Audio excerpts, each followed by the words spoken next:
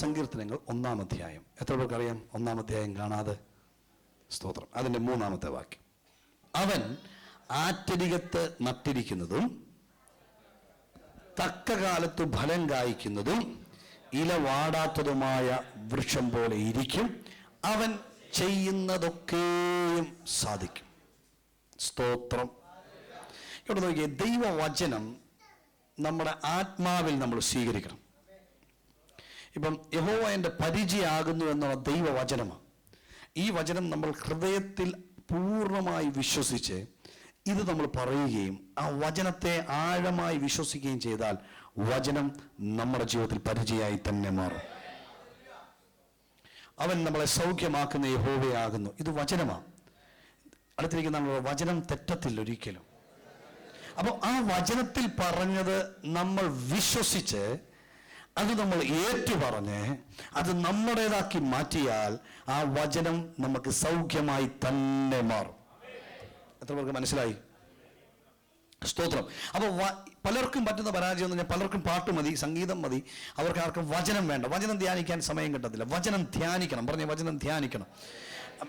സദൃശവാക്യം 1 തീമോഥെയോസ് 4:15 പറയുന്നു, നിന്റെ അഭിവൃദ്ധി എല്ലാവർക്കും പ്രസിദ്ധമായി തീരേണ്ടത് ഇത് കരുതുക, ഇതിൽ തന്നെ ഇരുന്നു കൊള്ളുക. പൗലോസ് തീമോഥെയോസിന് ലേഖനം എഴുതി തീമോഥെയോസിന് കാര്യങ്ങളൊക്കെ പറഞ്ഞു കൊടുത്തിട്ട് പറയാ, നിന്റെ അഭിവൃദ്ധി എല്ലാവർക്കും പ്രസിദ്ധമായി തീരേണ്ടതിന്, നിന്റെ പ്രോസ്പെരിറ്റി. ഈ പ്രോസ്പെരിറ്റി എന്ന് പറയുമ്പോൾ പേടിച്ചു പോകരുത്. ആ വാക്ക് പ്രോസ്പെരിറ്റി എന്ന് പറയുന്ന പല മീനിങ്ങുകളുണ്ട്. അപ്പം നിന്റെ അഭിവൃദ്ധി എന്ന് വെച്ചാൽ നിന്റെ നന്മ, നിന്റെ സന്തോഷം, നിന്റെ സമാധാനം, നിന്റെ അനുഗ്രഹം എല്ലാവർക്കും പ്രസിദ്ധമായി തീരേണ്ടതിന് ഇത് കരുതുക. ഏത്? വചനം കരുതുക. അടുത്ത വാക്ക് എന്നാ പറയുക? ഇതിൽ തന്നെ ഇരുന്നു കൊള്ളുക. എവിടെ ഇരിക്കണം? വചനത്തിൽ തന്നെ ആയിരിക്കണം നമ്മുടെ ലൈഫ്. സ്തോത്രം. ഗ്ലോറി. അപ്പം വചനം നമ്മൾ രാപകൽ വചനം ധ്യാനിക്കുന്നവരായിരിക്കണം. രാപകൽ വചനത്തെ കൊണ്ടു നടക്കുന്നവരായിരിക്കണം. അങ്ങനെങ്കിൽ വചനം എന്തു പറയുന്നു അത് നമ്മുടെ ജീവിതത്തിൽ സംഭവിച്ചിരിക്കും. ഒരു വാക്യം കൂടെ വായിച്ചിട്ട് നമുക്ക് പോകാം. സദൃശവാക്യം 13:13 വചനത്തെ നിന്ദിക്കുന്നവൻ അതിന് ഉത്തരവാദി. എന്താ ഈ വചനത്തെ നിന്ദിക്കുക എന്ന് പറയും? നമ്മൾ വിചാരിക്കും നിന്ദിക്കുക ഞാൻ ബൈബിൾ താഴെയിട്ട് ചവിട്ടുക. അല്ല, കിട്ടിയ വചനത്തെ അതുപോലെ നമ്മുടെ ജീവിതത്തിൽ സ്വീകരിക്കാതെ വരുന്നതാണ് നിന്ന എന്ന് പറയുന്നത്. ചില പറയുന്നത് മോനെ ആഹാരത്തെ നിന്ദിക്കരുത് എന്ന് വെച്ചാൽ ആഹാരം കൊടുത്ത് കഴിക്കാതെ അങ്ങോട്ട് തള്ളിക്കഴിയുന്നു, അതിനാ നിന്ന എന്ന് പറയും. ദൈവവചനം നമുക്ക് സമൃദ്ധിയായി ദൈവം തരുമ്പോൾ ആ വചനത്തെ നമ്മൾ നിന്ദിക്കാതെ ദൈവവചനം അതുപോലെ നമ്മൾ സ്വീകരിക്കണം. ഇവിടെ എന്താ പറയുന്നത്? ദൈവവചനത്തെ നിന്ദിക്കുന്നവൻ അതിന് ആരായിത്തീരും? അതിന് ഉത്തരവാദി. കൽപ്പനയെ ഭയപ്പെടുന്നവനോ അല്ലെങ്കിൽ ദൈവവചനത്തെ ഭയപ്പെടുന്നവൻ പ്രതിഫലം പ്രാപിച്ചിരിക്കും. വചനത്തിന് വേണ്ടി ജീവൻ കൊടുക്കുന്നവൻ, വചനത്തിന് വേണ്ടി നിൽക്കുന്നവൻ, വചനം അനുസരിച്ച് ജീവിക്കുവാൻ വേണ്ടി ആഗ്രഹിക്കുന്നവന് വചനം തന്നെ പറയുന്നു പ്രതിഫലം ദൈവം തരിക തന്നെ ചെയ്യും. അങ്ങനെയെങ്കിൽ ആ കൈ ഒന്ന് അടിച്ച് ദൈവത്തിന്റെ മഹത്വം കൊടുത്ത് സ്തോത്രം. ആമേൻ. ഇങ്ങോട്ട് നോക്കിയേ, നമ്മളുടെ ഇങ്ങോട്ട് ശ്രദ്ധിച്ച് നമ്മുടെ വചനം, നിങ്ങൾ കുറച്ച് പേരേ ഉള്ളൂ അതുകൊണ്ട് നിങ്ങൾ ശ്രദ്ധിക്കും. നമ്മുടെ വചനം എന്ത് നമ്മുടെ അകത്ത് കയറുന്നു അതാണ് നമ്മുടെ ചിന്താഗതിയെ മാറ്റുന്നത്. നിങ്ങൾക്കറിയാമോ, നമ്മൾ ഈ ലോക ജീവിതത്തിൽ നമ്മൾ പല സാഹചര്യങ്ങളിൽ ജീവിക്കുന്നവരാണ്. ഇന്ന് തന്നെ നമ്മൾ എത്ര തരത്തിലുള്ള ആളുകളോട് സംസാരിച്ചു, പലതരത്തിലുള്ള വാർത്തകൾ നമ്മൾ കേട്ടു, നമ്മൾ പത്രങ്ങൾ വായിക്കും, നെറ്റിലൂടെ വായിക്കും, പിന്നെ പലരെ കാണും. ഇതൊന്നുമല്ല നമ്മളെ ഇൻഫ്ലുവൻസ് ചെയ്യേണ്ടത്. നമ്മളെ ഇൻഫ്ലുവൻസ് ചെയ്യേണ്ടത് ദൈവത്തിൻ്റെ വചനം തന്നെ ആയിരിക്കണം. സ്തോത്രം. അപ്പോൾ വചനം നമ്മുടെ ഉള്ളിൽ സമൃദ്ധമായിട്ടുണ്ടെങ്കിലേ വചനത്തിന് ഇൻഫ്ലുവൻസ് ചെയ്യാൻ കഴിയൂ. നമ്മൾ പറയത്തില്ലേ ചിലരെ ആ വ്യക്തിക്ക് ഇൻഫ്ലുവൻസ് ചെയ്യാൻ പറ്റും, കാരണം അവർ തമ്മിലുള്ള റിലേഷൻഷിപ്പാണ്. അതുപോലെ തന്നെ നമ്മുടെ ഉള്ളിൽ വചനം സമൃദ്ധമായി കയറിയെങ്കിൽ മാത്രമേ വചനം നമ്മളെ ഇൻഫ്ലുവൻസ് ചെയ്യത്തുള്ളൂ. സർക്കംസ്റ്റാൻസസ് നമ്മളെ ഇൻഫ്ലുവൻസ് ചെയ്യാൻ പാടില്ല, മറ്റുള്ളവരുടെ വാക്കുകൾ നമ്മളെ ഇൻഫ്ലുവൻസ് ചെയ്യാൻ പാടില്ല. ദൈവവചനമായിരിക്കണം ദൈവമക്കളെ ഇൻഫ്ലുവൻസ് ചെയ്യുന്നത്. ഒരാമീൻ പറഞ്ഞാട്ടെ. ദൈവമക്കളെ ദൈവവചനം ഇൻഫ്ലുവൻസ് ചെയ്യണം. ഈ ദിവസങ്ങളിൽ നമ്മൾ കേൾക്കാറുണ്ട് ക്ഷാമകാലത്ത് ദൈവം ക്ഷേമത്തോടെ പരിപാലിക്കും. അപ്പോൾ ക്ഷാമത്തെ കുറിച്ച് കേൾക്കുമ്പോൾ നമ്മളെ ഇൻഫ്ലുവൻസ് ചെയ്യേണ്ടത് ക്ഷാമകാലത്തെ കുറിച്ചാകരുത്. ക്ഷാമകാലത്ത് തന്റെ ഭക്തന്മാരെ പോറ്റിയ ദൈവത്തെയാണ് നമ്മൾ അറിയേണ്ടത്. വചനം എന്ത് പറയുന്നു? എടാ കുഞ്ഞെ, നിനക്കൊരു ദോഷവും വരാതെ ഒരു നന്മയും മുടക്കാതെ നടത്താമെന്ന് ദൈവം. ഇതായിരിക്കണം നമ്മളെ ഇൻഫ്ലുവൻസ് ചെയ്യേണ്ടത്.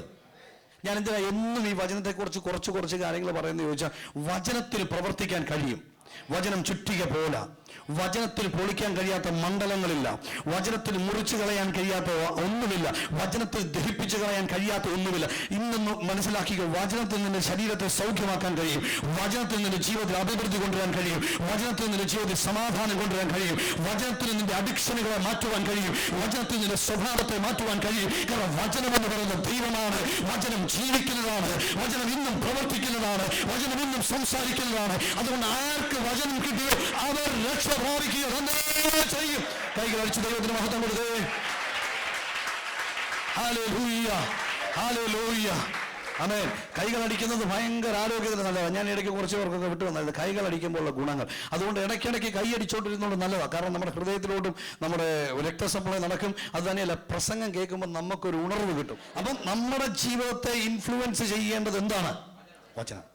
അതിനെന്ത് വേണം? നമ്മുടെ കൂടെ വചനം വേണം. എപ്പോഴും വചനം കൊണ്ട് നമ്മൾ നിറഞ്ഞവരായിരിക്കും, വചനം നമ്മുടെ ഉള്ളിൽ സമൃദ്ധമായിരിക്കും. നമ്മുടെ വാ തുറന്ന വചനം പുറത്തു വരണം, നമ്മളെ ഞെക്കിയാൽ വചനം പുറത്തു വരണം. സ്തോത്രം. അതുപോലെ വചനം നമ്മുടെ ഉള്ളിൽ സമൃദ്ധമായി കഴിഞ്ഞാൽ അങ്ങനെ വരുമ്പോൾ ഉണ്ടല്ലോ, നമ്മൾ കഷ്ടതയുടെ അനുഭവത്തിൽ വരുമ്പോൾ നമ്മൾ പറയും കൂരിൽ താഴ്വരയിൽ കൂടി നടന്നാലും ഞാനൊരിടത്തും ഭയപ്പെടുകയില്ല. കൂരിലും താഴ്വരയും നമ്മുടെ ജീവിതത്തിലുണ്ട്. പക്ഷെ ആ താഴ്വരയുടെ അനുഭവത്തിൽ ദൈവമക്കൾക്കൊരു ഉറപ്പുണ്ട്, ഞാനൊന്നും ഭയപ്പെടേണ്ടതായിട്ട് വരികയില്ല. സ്തോത്രം. ഇന്ന് രാത്രിയിലും നമുക്ക് ആ ഒരു ബോധ്യം വേണം. എന്താ? കൂരിൽ താഴ്വരയിൽ കൂടെ നടന്നാലും ഞാൻ ഒരു അനർത്ഥവും ഭയപ്പെടുകയില്ല. എവിടെ വെച്ചാൽ ഈ വചനം കിട്ടുന്നത്? വചനം അകത്തുള്ളവർക്കേ കിട്ടുള്ളൂ. അപ്പം വചനം എപ്പോഴും സമ്പുഷ്ടമായി നമ്മുടെ അകത്തുണ്ടായിരിക്കും. ഓക്കെ, നമ്മൾ വായിച്ച വാക്യത്തിലേക്ക് വന്നിട്ട് എന്താ വായിച്ചത്? അവൻ ആറ്റരികത്ത് നട്ടിരിക്കുന്നതും തക്ക കാലത്ത് ഫലം കായ്ക്കുന്നതും ഇലവാടാത്തതുമായ വൃക്ഷം പോലെ ഇരിക്കും. നിങ്ങൾക്ക് എന്നോട് പിണക്കമില്ലേ? നേരെ നോക്കി, അവിടെ എന്താ എഴുതിയിരിക്കുന്നേ? ആരാ ആരാ ആരാ അവൻ എന്ന് ചോദിച്ചപ്പോൾ ആരെ കുറിച്ചാണ് പറഞ്ഞിരിക്കുന്നത്? നമ്മൾക്കിങ്ങനെ ദൂതൊക്കെ കേൾക്കുമ്പോൾ ഭയങ്കര രസമാണ്. പ്രവാചകൻ വന്നിട്ട് തലയിലോട്ട് കൈവച്ചിട്ട് നീ ആറ്റരികത്ത് നട്ടിരിക്കുന്നത് തക്കകാലത്ത് ഫലം കായ്ക്കുന്നത്. അതിന്റെ മുകളിൽ പറഞ്ഞ കാര്യങ്ങൾ നടന്നില്ലേ? പ്രവാചകൻ പറഞ്ഞാൽ ഒരു കാര്യവും നടക്കുകയില്ല. ഇതിന്റെ മുകളിൽ പറഞ്ഞ കാര്യങ്ങൾ വായിച്ചു നോക്കി. 1, ദുഷ്ടന്മാരുടെ ആലോചന പ്രകാരം നടക്കാതെയും. 2, പാപികളുടെ വഴിയിൽ നിൽക്കാതെയും. 3, പരിഹാസികളുടെ ഇരിപ്പിടത്തിൽ ഇരിക്കാതെയും. എന്തൊക്കെ 3 കാര്യങ്ങള്? നമുക്കെല്ലാം അറിയാം. ദുഷ്ടന്മാരുടെ അപ്പം 3-ാം വാക്യം പറഞ്ഞു അവൻ. ആര്? ദുഷ്ടന്മാരുടെ ആലോചന പ്രകാരം നടക്കാതെ. അപ്പൊ എന്താ ദുഷ്ടന്മാരുടെ ആലോചന പ്രകാരം നടക്കാതെ എന്ന് പറഞ്ഞാൽ എന്താ അതിന്റെ അർത്ഥം?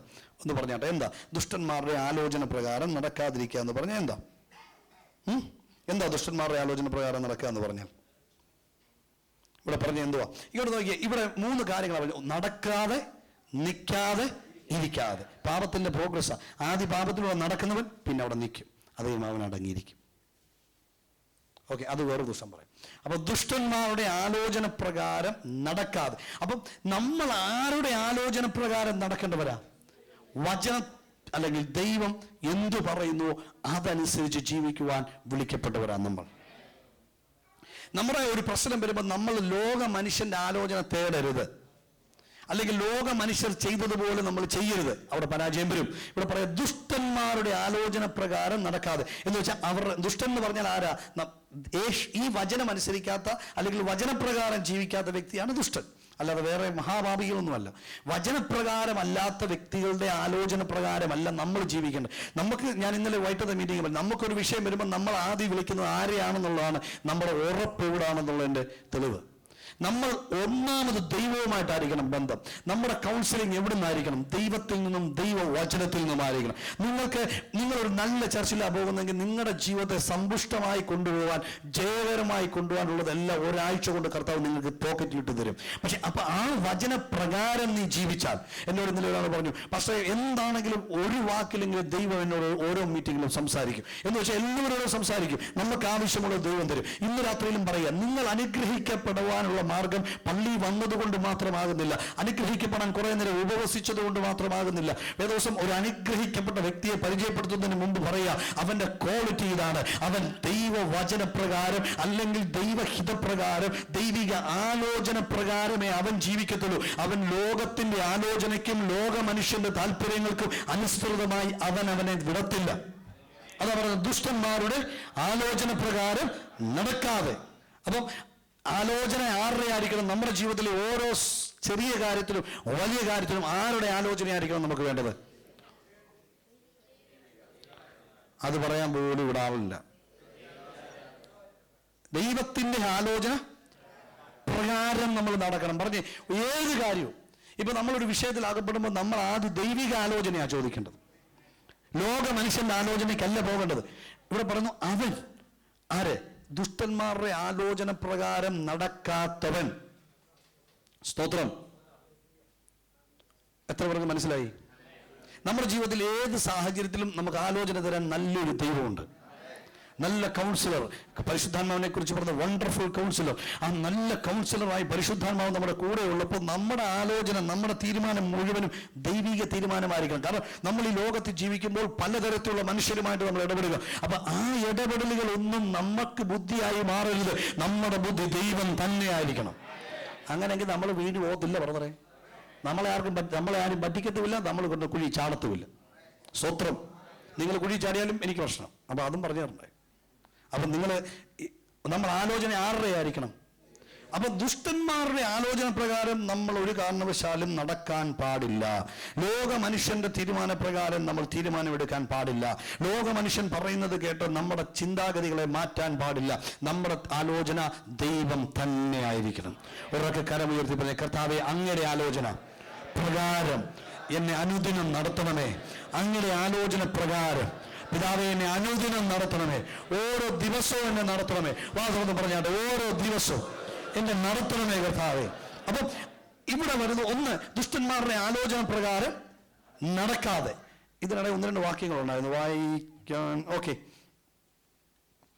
സദൃശവാക്യം 19-ാം അധ്യായം 21-ാമത്തെ വാക്യം വായിച്ചു. മനുഷ്യന്റെ ഹൃദയത്തിൽ പല വിചാരങ്ങളുണ്ട്. മനുഷ്യന്റെ ഹൃദയത്തിൽ പല വിചാരങ്ങളുണ്ട്. എന്നാൽ യഹോവയുടെ ആലോചനയോ എന്താകും? നിവൃത്തിയാകും. ഉറക്കെ പറ, യഹോവയുടെ ആലോചന നിവൃത്തിയാകും. അപ്പം നമ്മൾ ഏത് ആലോചന, യഹോവയുടെ കൗൺസിൽ അല്ലെങ്കിൽ യഹോവയുടെ ആലോചനയാണ് നമ്മുടെ ജീവിതത്തിൽ നിവൃത്തിയാകാൻ പോകുന്നത്. നമ്മൾ പലതും എടുത്തു ചാടും. പക്ഷെ ദൈവം എന്താഗ്രഹിക്കുന്നു അത് വേണം. അപ്പം നമ്മൾ ദൈവത്തോട് ചോദിക്കണം. നമ്മൾ പലപ്പോഴും വിചാരിക്കും പ്രവാചകന് മാത്രമേ ദൈവത്തോട് ചോദിക്കാൻ പറ്റുള്ളൂ. അല്ല, നമ്മുടെ ദൈവത്തെ പോലെ നല്ലൊരു പിതാവ് വേറെയില്ല. നമ്മുടെ ദൈവത്തെ പോലെ നല്ല മനസ്കനുള്ള മഹാസ്നേഹവാനായ വേറെ ഒരു ദൈവവുമില്ല. അതുകൊണ്ട് ഏത് സാഹചര്യത്തിൽ നമുക്ക് എന്ത്, ഇന്നലെ ഞാൻ പോയിട്ട് പറഞ്ഞു, ഏത് സില്ലി മാറ്ററും നമുക്ക് അപ്പനോട് ചോദിക്കാം. ഏത് സില്ലി കാര്യവും നമുക്ക് ആലോചന ചോദിക്കാം. ദൈവം നമുക്ക് ആലോചന തരും. ഉറക്കെ പറ, ദൈവം ആലോചന തരും. ഇവിടത്തേക്ക് മനുഷ്യ ശബ്ദം കേട്ടിറങ്ങിയവരൊക്കെ പരാജയപ്പെട്ടു, എന്നാൽ ദൈവശബ്ദം കേട്ടിറങ്ങിയവരൊക്കെ ജയാളികളായി. ഒരിക്കൽ അബ്രഹാം ഒരു അസാധാരണ ശബ്ദം കേട്ടു. അബ്രഹാമേ, നീ നിന്റെ ചാർച്ചക്കാരെ പിതൃഭവനത്തെ വിട്ട് നീ പുറപ്പെടണം. അവിടെ പുറപ്പെടാൻ വന്നപ്പോൾ ബുദ്ധി ഉപദേശിക്കുന്ന നാട്ടുകാർ പറഞ്ഞു, അബ്രഹാമെ മണ്ടത്തരം കാണിക്കല്ലേ, ആരോ എന്തോ പറഞ്ഞെന്ന് പറഞ്ഞുകൊണ്ട് നീ കാലെടുത്ത് വെച്ചാൽ നീ അബദ്ധത്തിൽ ചെന്ന് ചാടും. പക്ഷെ അബ്രഹാമിന് ബോധ്യമുണ്ടായിരുന്നു, കേട്ടത് ദൈവശബ്ദമായതുകൊണ്ട് അബ്രഹാം കാലെടുത്ത് വെച്ചു. അബ്രഹാം അനുഗ്രഹിക്കപ്പെട്ടു. അബ്രഹാം അനുഗ്രഹിക്കപ്പെട്ടവരുടെ പിതാവായി മാറി. ഇന്ന് പകൽക്കാലം ഈ രാത്രിയിലും ആത്മാവ് വിളിച്ചു പറയുന്ന ദൈവശബ്ദം കേട്ട് കാലെടുത്ത് വെക്കണം. ഇവിടത്തേക്ക് അബ്രഹാം ഇറങ്ങുമ്പോൾ അപ്പുറത്തെ അച്ചായൻ എന്തായിരിക്കും പറയുക, എടാ മണ്ട, ഇത്രയും നല്ല സ്വത്തും ഇത്രയും നല്ല ഭാവി, ഇത്രയും കാര്യങ്ങളും നല്ല വീടും തൊഴിലാളികളും ജോലിക്കാരും ഒക്കെ ഉള്ളിടത്തുനിന്നുണ്ടോ നീ ഇതെല്ലാം വിട്ടെറിഞ്ഞ് ഇറങ്ങിപ്പോകുന്നത്. പക്ഷെ അവര് പറഞ്ഞത് കേട്ടിരുന്നെങ്കിലോ, ദുഷ്ടന്റെ ആലോചന പ്രകാരം നടന്നിരുന്നെങ്കിൽ അബ്രഹാം ഈ പദവിയിൽ എത്തുമോ? ഇല്ല.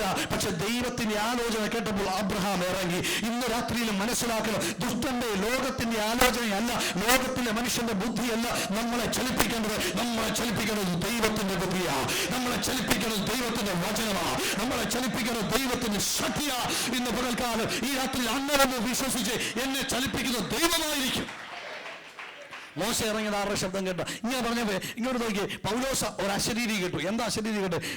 ശൗലേ, നീ എന്നെ ഉപദ്രവിക്കുന്നത് എന്ത്? എന്നിട്ട് ശൗല് അന്നേരം തന്നെ കീഴ്പ്പെട്ട് കൊടുക്കുക. ശൗലിന് പറയല്ലായിരുന്നോ ഇടിവെട്ടതാണെന്ന്? അല്ലെ, ശൗലിന് പറയാൻ ആരോ എന്തോ പറഞ്ഞ. പക്ഷെ ശൗല് തിരിച്ചറിഞ്ഞു ദൈവശബ്ദം. ശൗല് ദൈവശബ്ദം തിരിച്ചറിഞ്ഞു. കൂടെ നടന്ന പലരും പറഞ്ഞു കാണും ശൗലിനോട്, എടാ മണ്ടത്തരം കാണിക്കരുത്. പക്ഷെ ശൗല് മണ്ടത്തരമല്ല കാണിച്ചത്.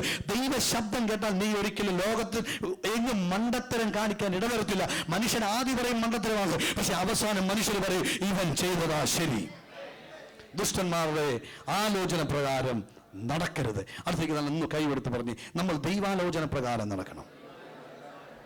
ദൈവം പറയുന്ന കോളേജിൽ കുഞ്ഞിനെ ചേർക്കണം, ദൈവം പറയുന്ന ആളിനെ കൊണ്ട് കുഞ്ഞിനെ കല്യാണം കഴിപ്പിക്കണം, ദൈവം പറയുന്നിടത്ത് നീ ജോലിക്ക് പോകണം, ദൈവം പറയുന്ന ബിസിനസ് നീ ചെയ്യണം. അത് ദൈവം നമ്മളെക്കുറിച്ച് ആഗ്രഹിക്കും. നമ്മളൊരു അനുഗ്രഹമാകാനാ.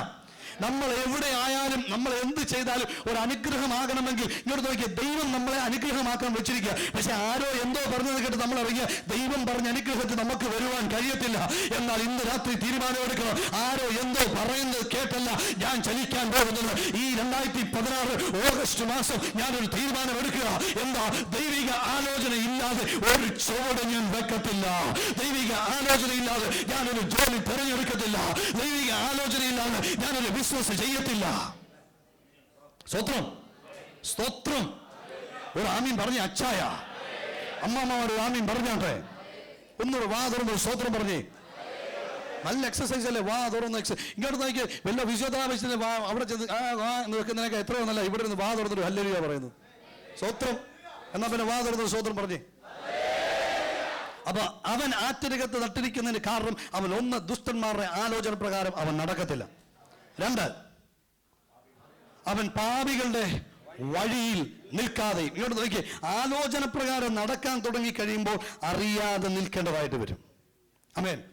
ഈ ലോകത്തിന് അനുരൂപരാകരുത്. റോമാലേഖനം 12-ാം അധ്യായം അതിനകത്ത് പറയുന്നത് നിങ്ങൾ ഈ ലോകത്തിന് അനുരൂപരാകരുത്. നമ്മൾ ആർക്ക് അനുരൂപരാകരുത്? ഉറക്കെ പറ, ലോകത്തിന് അനുരൂപരാകരുത്. ഉറക്കെ പറ, ലോകത്തിന് അനുരൂപരാണ്. ഇവിടെ നോക്കിയേ, ഈ ലോകത്തിന് അനുരൂപമാകാതെ. അപ്പം ഇപ്പം വിശ്വാസികളുടെ ജീവിതം ഇങ്ങോട്ട് നോക്കി. എനിക്ക് ഭയങ്കര വേദനയുള്ള സംഭവം. അതായത് നമ്മൾ രക്ഷിക്കപ്പെട്ടെന്ന് പറഞ്ഞ് പള്ളി വരുന്നതേ ഉള്ളൂ, മാറ്റമൊന്നും ഇല്ലെന്ന് കാണുമ്പോൾ എനിക്കങ്ങ് വേദനയാണ്. നമുക്ക് മാറ്റം വേണം. നമ്മൾ ഒരിക്കലും ലോക മനുഷ്യനെ പോലെ നടക്കാൻ പാടില്ല. ലോകത്തിന് അനുരൂപപ്പെട്ട് ജീവിക്കാൻ നമുക്ക് പാടില്ല. അത് നമുക്ക് അനുവദനീയമല്ല. നമ്മുടെ പൗരത്വം ഉയരത്തില, നമ്മുടെ സ്റ്റാറ്റസ് ഉയരത്തിലെ സ്റ്റാറ്റസ് ആയിരിക്കണം. ആമേൻ. കൊലോസ്യ ലേഖനം പറഞ്ഞു നിങ്ങൾ ഉയരത്തിലെ തന്നെ ചിന്തിപ്പീൻ. ഉറക്കെ പറഞ്ഞു, ഉയരത്തിലെ തന്നെ ചിന്തിപ്പീൻ. ഉയരത്തിലെ തന്നെ ചിന്തിപ്പീൻ. ഉയരത്തിലെ തന്നെ ചിന്തി. അപ്പൊ നമ്മൾ നടക്കുന്നത് അവൻ ലോക മനുഷ്യൻ നടക്കുന്നത് പോലെ നടക്കാൻ പാടില്ല. പാപികളുടെ വഴിയിൽ നടക്കാതെയും. ആദ്യം പറഞ്ഞു നിൽക്കരുത്. 2 പറഞ്ഞു നടക്കരുത്. 3 പരിഹാസികളുടെ ഇരിപ്പിടത്തിൽ ഇരിക്കാതെയും. ആരുടെ ഇരിപ്പിടത്തിൽ ഇരിക്കരുത്? പരിഹാസികളുടെ ഇരിപ്പിടത്തിൽ ഇരിക്കാതെയും. ഹല്ലേലൂയ. ഇവിടെ നോക്കിയേ, യെരമ്യാവിന്റെ പുസ്തകം 15-ാം അധ്യായം 16. ഞാൻ നിന്റെ വചനങ്ങളെ കണ്ടെത്തി ഭക്ഷിച്ചിരിക്കുന്നു. നിന്റെ വചനങ്ങൾ എനിക്ക് സന്തോഷവും എൻ്റെ ഹൃദയത്തിന്. ഇവിടെ നോക്കി, നമ്മുടെ ഹൃദയത്തിന് സന്തോഷം തരേണ്ടത് ആരുടെയെങ്കിലും തമാശല്ല, ആരെയെങ്കിലും ഇരുന്ന് കളിയാക്കുന്ന കേൾക്കുന്നല്ല, അല്ലെങ്കിൽ അങ്ങോട്ടും ഇങ്ങോട്ടും പറയുന്ന പുലഭ്യങ്ങളല്ല. നമ്മുടെ സന്തോഷം എന്ന് പറഞ്ഞാൽ ദൈവവചനമായിരിക്കണം. ശരിക്കും ഉണ്ടല്ലോ, ദൈവവചനത്തിൽ സന്തോഷിക്കാൻ തുടങ്ങിയാൽ ലെവൽ മാറും. പക്ഷെ സന്തോഷിക്കാൻ ഇച്ചിരി പാടാ. ഇവിടെ യെരമ്യാവ് പറയാ, ഞാൻ നിന്റെ വചനങ്ങളെ എന്തു ചെയ്തിരിക്കുന്നു? കണ്ടെത്തി തിന്നുന്നു. ഭക്ഷിച്ചെന്നൊക്കെ പറയാൻ ചിലപ്പോൾ നമ്മൾ വേറെ വല്ലതും ചിന്തിക്കും. പച്ച മലയാളത്തിൽ പറയാൻ കണ്ടെത്തി തിന്നു. എന്തോ ചെയ്തേ? യെരമ്യാവ് പറയാം, ഞാൻ നിന്റെ വചനങ്ങളെ കണ്ടെത്തി അതിനെ ഞങ്ങൾ ഭക്ഷിച്ചു. അടുത്തത്, നിന്റെ വചനങ്ങൾ എനിക്ക് സന്തോഷവും. എത്ര പേർക്ക് ദൈവവചനം സന്തോഷമാണ്? അങ്ങനെ ഉണ്ടെ വചനം താത്തു വെക്കാൻ പറ്റുമോ? സിഗ്നലിൽ കിടക്കുമ്പോൾ പോലും മൊബൈലിൽ വചനം വായിക്കണം. ജീവിതം മാറും ബ്രദറെ, വചനം നിന്നെ മാറ്റും. യെരമ്യാവിനെ മാറ്റിയെങ്കിൽ നിന്റെ വചനങ്ങൾ എനിക്ക് സന്തോഷവും എൻ്റെ ഹൃദയത്തിന്. ഞാൻ പറയട്ടെ, നമ്മൾ സിഗ്നലിൽ കിടക്കുമ്പോൾ വാട്സപ്പല്ലേ നോക്കുന്നേ? നമ്മൾ സിഗ്നലിൽ കിടക്കുമ്പോൾ ഇപ്പം മൊബൈലിലൊക്കെ ഇന്റർനെറ്റ് ലാവിഷായിട്ട് കൊടുത്തിരിക്കുക പിശാച്. അത് കാരണം എന്നെ പറ്റി ഫേസ്ബുക്കല്ലേ നോക്കുന്നത് അല്ലേ? യെരമ്യാവിന്റെ കാലത്ത് യെരമ്യാവിന് സന്തോഷിക്കാനുള്ള ദൈവവചനമാണ്. നമുക്ക് ഏത് സന്തോഷം തരുന്നു അതിലേക്ക് നമ്മൾ പോകും. അപ്പൊ യെരമ്യാവിന് ഏതാ സന്തോഷം കൊടുത്തത്? വചനം. അപ്പൊ യെരമ്യാവിനെ കൂടെ നമ്മൾ നടത്താൻ എന്തായിരിക്കും കാണുന്നത്? യെരമ്യാവ് എപ്പോഴും വചനം ധ്യാനിച്ചുകൊണ്ടിരിക്കുക. ആരും ഒന്നും മിണ്ടിയില്ല. നിങ്ങൾ പറയുന്നത് കുറുക്ക് തരുമെന്ന് പറഞ്ഞിട്ട് പാസ്റ്റർ വീണ്ടും ബീഫ് തരികയാണോ? നിന്റെ വചനങ്ങൾ എനിക്ക് സന്തോഷവും എൻ്റെ ഹൃദയത്തിന് ആനന്ദവുമായി. സൈന്യങ്ങളുടെ ദൈവമായ യഹോവേ, നിന്റെ നാമം എനിക്ക് വെളിപ്പെട്ടിരിക്കുന്നു. അടുത്ത വാക്യമാണ് ഇമ്പോർട്ടന്റ്, വായിച്ചാട്ടെ. കളിക്കാരുടെ കൂട്ടത്തിൽ ഞാൻ. ഈ കളിക്കാരെന്ന് പറഞ്ഞാൽ പരിഹാസികൾ എന്നാ ഉദ്ദേശിച്ചത്, അല്ലെങ്കിൽ തമാശ പറഞ്ഞ് സന്തോഷിക്കുന്നവരുടെ കൂട്ടത്തിൽ ഞാൻ ഇരുന്നുല്ലസിച്ചിട്ടില്ല. ചിലർ വിശുദ്ധ തമാശ പറയും. അറിയാമോ? നമുക്കത് അനുവദനീയമല്ല. വിശുദ്ധ തമാശ പോലും നമുക്ക് പറയാൻ അനുവദനീയമല്ല. ഇവിടെ എന്താ പറയുന്നത്? കളിക്കാരുടെ കൂട്ടത്തിൽ ഞാൻ ഇരുന്ന് ഉല്ലസിച്ചിട്ടില്ല. നീ എന്നെ നീരസം കൊണ്ട് നിറച്ചിരിക്കുക. അപ്പം യെരമ്യാവിന്റെ ഒരു സാക്ഷ്യം യെരമ്യാവിനെ കുറിച്ച് തന്നെ പറയാ, ഞാൻ കളിക്കാരുടെ കൂട്ടത്തിൽ ഇരുന്ന് എന്ത് ചെയ്തിട്ടില്ല എന്ന് വെച്ചാൽ വേർഡ്ലി ആയിട്ടുള്ള സന്തോഷങ്ങളിൽ ഞാൻ പോയിട്ടില്ല. ഞാൻ മണിക്കൂറുകൾ ഫേസ്ബുക്കിന്റെ മുമ്പിൽ ഇരിക്കാറില്ല.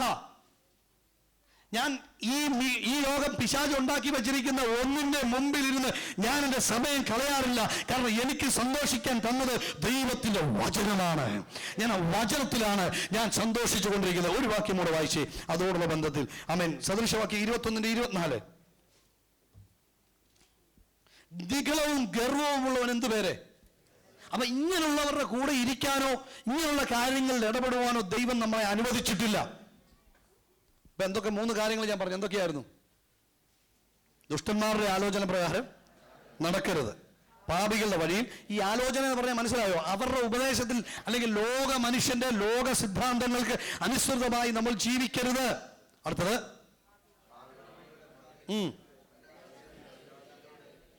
അപ്പൊ ഈ പരിഹാസികളുടെ ഇരിപ്പിടത്തിരിക്കാന്ന് പറഞ്ഞാൽ അവിടെ പോയി നമ്മൾ സന്തോഷിക്കുക. നമുക്ക് സന്തോഷം അതൊക്കെയാ അല്ല, നമ്മുടെ സന്തോഷം വചനത്തിലും യേശുവിലുമായിരിക്കും. നമ്മുടെ കൂട്ടായ്മ ദൈവമക്കളോടായിരിക്കണം. ഓക്കെ. അടുത്തത് ഇരിപ്പിടത്തിൽ ഇരിക്കാതെയും. പിന്നെ ഇവൻ എന്ത് ചെയ്യണം?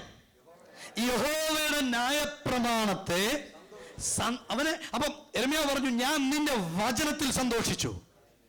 എത്ര പേർക്ക് എന്തെങ്കിലും മനസ്സിലാകുന്ന എത്ര പേരുണ്ട്? മനസ്സിലാകുന്നുണ്ടോ ബ്രദറെ? ഞാൻ പറഞ്ഞ അനുഗ്രഹിക്കപ്പെടാനുള്ളൊരു വഴി ഞാൻ പറഞ്ഞു തരിക. നിങ്ങൾ അനുഗ്രഹം തേടി പല ബിസിനസ്സുകൾ മാറണ്ട, അനുഗ്രഹം തേടി പല ജോലികൾ ചെയ്യണ്ട. ഒരു CV 10 ജോലിയൊന്നും 10 ചേഞ്ച് മേടിച്ചൊന്നും പറയാൻ ഇടവരരുത്. നിങ്ങളെ ആക്കി വെച്ചത് ദൈവം അനുഗ്രഹം ആക്കാൻ ആക്കി വെച്ചത്, അതിനുള്ള മാർഗമായി പറയുന്നത്. സ്തോത്രം, സ്തോത്രം. ഞാൻ നിന്റെ വചനം യഹോവയുടെ ന്യായപ്രമാണത്തിൽ സന്തോഷിച്ച്. എന്താ പറയുക? യഹോവയുടെ ന്യായപ്രമാണത്തിൽ. അപ്പം നമ്മൾ ദൈവത്തിന്റെ ന്യായപ്രമാണത്തിൽ സന്തോഷിക്കുന്നവരായിരിക്കണം. ഏതിൽ സന്തോഷമുണ്ടോ അവിടെ നമ്മുടെ സമയം ചെലവഴിച്ചിരിക്കും. നിങ്ങൾക്ക് സന്തോഷം ദൈവവചനത്തിലാണെങ്കിൽ നിങ്ങളുടെ ടൈം കൂടുതലും ദൈവവചനത്തിൽ നിങ്ങൾ സ്പെൻഡ് ചെയ്യും. നിങ്ങൾക്ക് കൂടുതൽ എൻജോയ്മെന്റ് വേൾഡിലാണെങ്കിൽ നിങ്ങൾ വേൾഡ്ലി മാറ്റേഴ്സിൽ കൂടുതൽ സമയം സ്പെൻഡ് ചെയ്യും. അനുഗ്രഹിക്കപ്പെട്ടവനെ കുറിച്ച് പറയുക, യഹോവയുടെ ന്യായപ്രമാണത്തിൽ അവൻ സന്തോഷിച്ച്. അടുത്ത പരിപാടി അവൻ എന്താ ചെയ്യുന്നത്? അവന്റെ ന്യായപ്രമാണത്തെ രാവും പകലും ധ്യാനിക്കുന്നവൻ. എങ്ങനെ രാവും പകലും അവൻ ആദ്യം വചനത്തിൽ സന്തോഷിക്കും. അത് കഴിഞ്ഞിട്ട് ഈ വചനത്തെ രാവും പകലും 24 മണിക്കൂറും അവൻ എന്തായിരിക്കും ധ്യാനിക്കുന്നത്? എന്റെ പൊന്നെ, എന്തുവായി കേൾക്കുന്നത്? രാവും പകലും. ചിലർക്ക് ദിവാസ്വപ്നങ്ങളില്ല. രാവും പകലും എന്തു ചെയ്യും? ഞാൻ പറയട്ടെ, ചർച്ച മാറിയതുകൊണ്ട് അനുഗ്രഹിക്കപ്പെടത്തില്ല, ജോലി മാറിയതുകൊണ്ട് അനുഗ്രഹിക്കപ്പെടത്തില്ല, അല്ലെങ്കിൽ അവരെ ഇവരെ കുറ്റം പറഞ്ഞതുകൊണ്ട് ആരെങ്കിലും പിടിച്ചു വെച്ചെന്ന് പറഞ്ഞുകൊണ്ടൊന്നും അനുഗ്രഹം വരത്തില്ല. അനുഗ്രഹം പറഞ്ഞെങ്കിൽ വ്യവസ്ഥയുണ്ട്. നീ വ്യവസ്ഥ പ്രകാരം ജീവിക്കണം. നിന്റെ ശരീരത്തെ രോഗം മാറാൻ പലരെ കൊണ്ട് കൈവപ്പിച്ചു കാണും, പല പ്രശ്നങ്ങൾ മാറാൻ പലയിടത്തും കൈവപ്പിച്ചു കാണും. പക്ഷെ എന്തുകൊണ്ട് മാറുന്നില്ല? ഈ വ്യവസ്ഥ പ്രകാരം നീ ഒന്ന് ജീവിച്ചു നോക്കി, നിന്റെ സ്ഥിതി മാറിയിരിക്കും. സ്തോത്രം.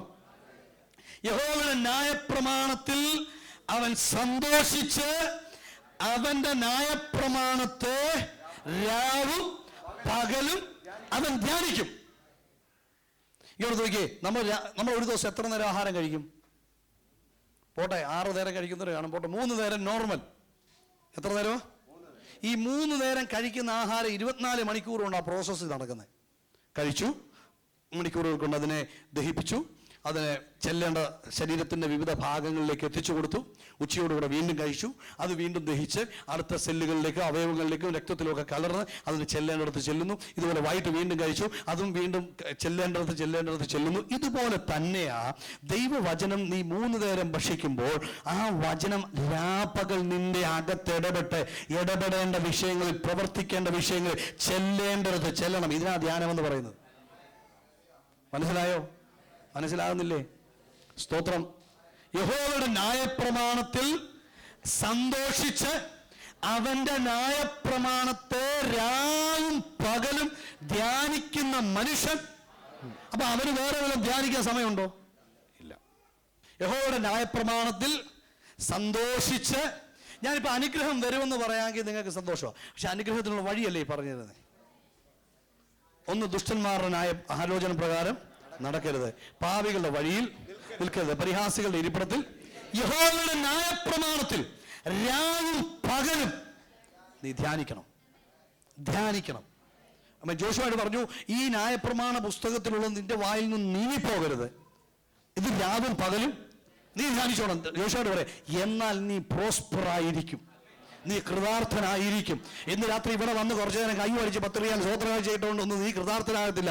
നീ കൃതാർത്ഥനാകണമെങ്കിൽ ഈ കേട്ട വചനം നീ രാവും പകലും ഇട്ട് ധ്യാനിച്ച് നിന്റെ അകത്തിതിനെ കയറ്റി പ്രവർത്തിപ്പിക്കേണ്ടടുത്ത് പ്രവർത്തിപ്പിച്ച് കഴിഞ്ഞാൽ വേദോസ്തം പറയുന്ന അനുഗ്രഹം നമ്മുടെ ജീവിതത്തിൽ വെളിപ്പെട്ടിരിക്കും.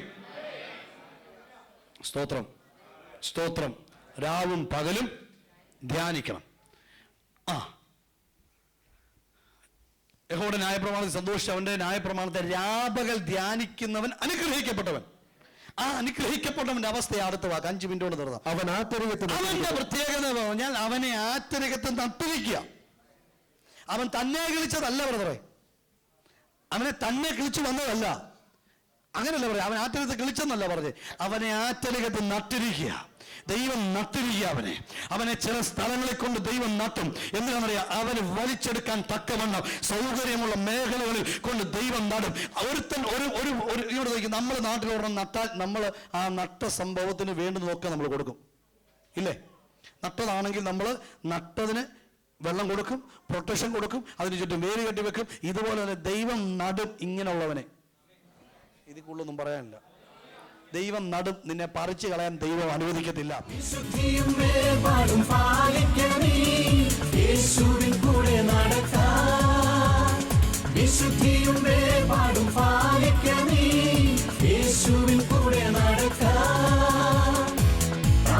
പ്രാപിക്ക നീ തൻ കൂടെ അളവില്ല